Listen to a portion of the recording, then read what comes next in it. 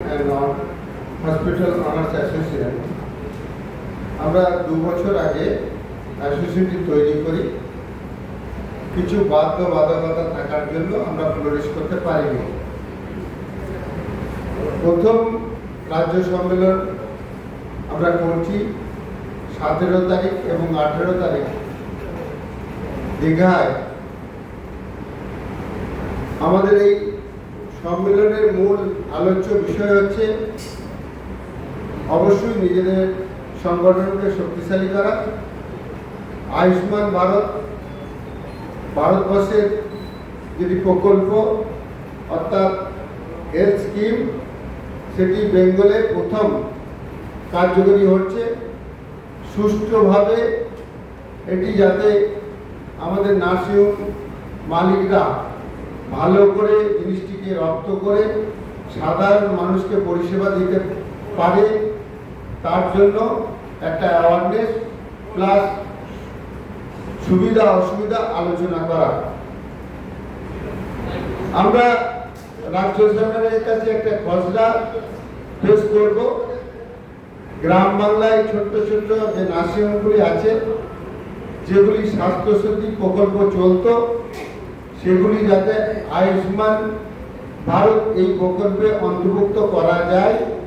যদি আইনের বা পরিকাঠামোর কোনো কিছু শর্টেজ থাকে, হেলথ পরিষেবা ব্যাহত হবে না এই ভাবনার উপরে, বা মানুষের ক্ষতি হবে না এই ভাবনার উপরে তেনারা যেন কিছুদিন টাইম দেন। এটা আমাদের সংগঠনের তরফ থেকে একটা সরকারকে আমাদের মতামত প্রদান করব।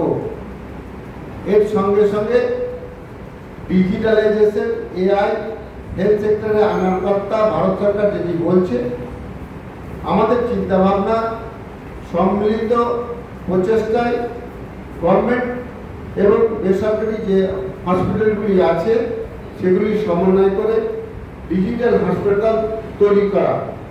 এই ডিজিটাল হাসপাতাল তৈরি যদি আমরা করতে পারি, পৃথিবীর যে কোনো প্রান্ত থেকে আমাদের হসপিটালগুলির মাধ্যমে, অর্থাৎ সরকারি বা বেসরকারি হসপিটালগুলির মাধ্যমে যে কোনো জায়গা থেকে টেলি সিস্টেমের মধ্যে দিয়ে প্রত্যেককে রোগী পরিষেবা পাবে। এটা আমাদের একটা প্রচেষ্টা। তাছাড়াও গভর্নমেন্টের সঙ্গে সমন্বয় সাধন করে যাতে করে হেলথ সেক্টরে ডেভেলপমেন্ট করা যায়, এ ব্যাপারে আমরা সচেষ্ট হতে চাইছি। আমাদের এই 17 এবং 18 রাজ্য সম্মেলন প্রথম যেটি হচ্ছে, সেই সম্মেলনে আমরা নতুন করে সেক্রেটারি প্রেসিডেন্ট বা পদাধিকার সিলেকশন করব। আমার আশা, যেভাবে হেলথ সেক্টরের উপর মানুষের আস্থা হারিয়েছে, সরকার এবং বেসরকারি প্রচেষ্টায় সেটি পুনরুদ্ধারের লক্ষ্যই আমাদের অ্যাসোসিয়েশনের মূল লক্ষ্য। নমস্কার। আমাদের অ্যাসোসিয়েশনের অন্যতম মেম্বার আশুতোষ মণ্ডল, তাদেরকে অল বেঙ্গল প্রোগ্রেসিভ নার্সিং এবং হসপিটাল ওনার্স অ্যাসোসিয়েশনের পক্ষ থেকে আন্তরিক অভিবাদন জানাচ্ছি। আজকে আপনাদের সঙ্গে আমরা মিলিত হয়েছি একটি বিশেষ কারণে। আপনারা শুনলেন মনোরমের কাছে যে আমরা আগামী 17 এবং 18 তারিখে দীঘার শঙ্করপুরে আমাদের সংগঠনের বার্ষিক কনফারেন্স অনুষ্ঠিত করতে চলেছি